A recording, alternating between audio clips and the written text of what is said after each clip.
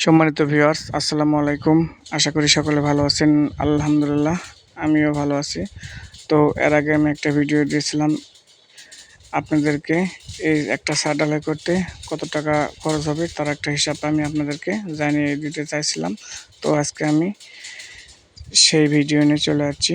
তো এই একটা ছাদ ঢালাই করতে মোট কত টাকা খরচ করা হবে এবং কত টাকার প্রয়োজন এই একটা ছাদ ঢালাই করতে আমি কিন্তু আজকে আপনাদেরকে টোটাল একটা হিসাব জানিয়ে দেব। আশা করি শুরু থেকে শেষ পর্যন্ত ভিডিওটা দেখতে থাকুন, তাহলে একটু হলেও আপনারা আইডিয়া পাবেন এই একটা ছাদ ঢালাই করতে মোট কত টাকা খরচ হয়। তো এখানে আছে 4টা বেডরুম, একটা ডাইনিং স্পেস, একটা কিচেন, একটা অ্যাটাচ বাথরুম, একটা কমন বাথরুম এবং একটা বেলকনির ব্যবস্থা করা হয়েছে।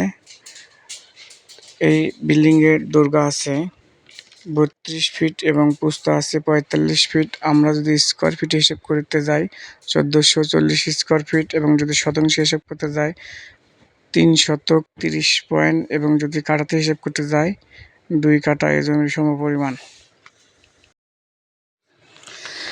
এই ছাদ ঢালাই করতে রডের প্রয়োজন আছে 1500 কেজি।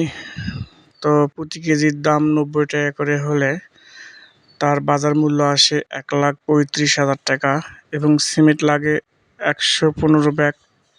এক বস্তা সিমেন্টের দাম 160 টাকা করে হলে তার বাজার মূল্য আসে 74,750 টাকা এবং বালু লাগবে 20,000 টাকা এবং কারেন্টের কাজ করতে লাগবে 10,000 টাকা এবং রাজমিস্ত্রি এবং রড মিস্ত্রির বিল আসবে ছাদ ঢালাই পর্যন্ত 1 লাখ টাকা।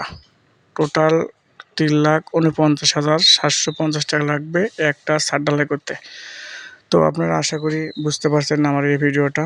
যদি আপনাদের কাছে ভালো লাগে থাকে তাহলে অবশ্যই এই চ্যানেলটা সাবস্ক্রাইব করে রাখবেন। নিত্য নতুন ভিডিও আপনারা দেখতে পাবেন। তবে ইনশাআল্লাহ সবাই ভালো থাকবেন, সবার জন্য দোয়া কামনা করি। সবাই সুস্থ থাকুন এবং আমার জন্য সবাই দোয়া করবেন আমি যেন ভালোভাবে ভিডিওগুলো বানাতে পারি। তো আশা করি সবাই ভালো থাকবেন। পরবর্তী ভিডিওতে দেখা হবে ইনশাআল্লাহ।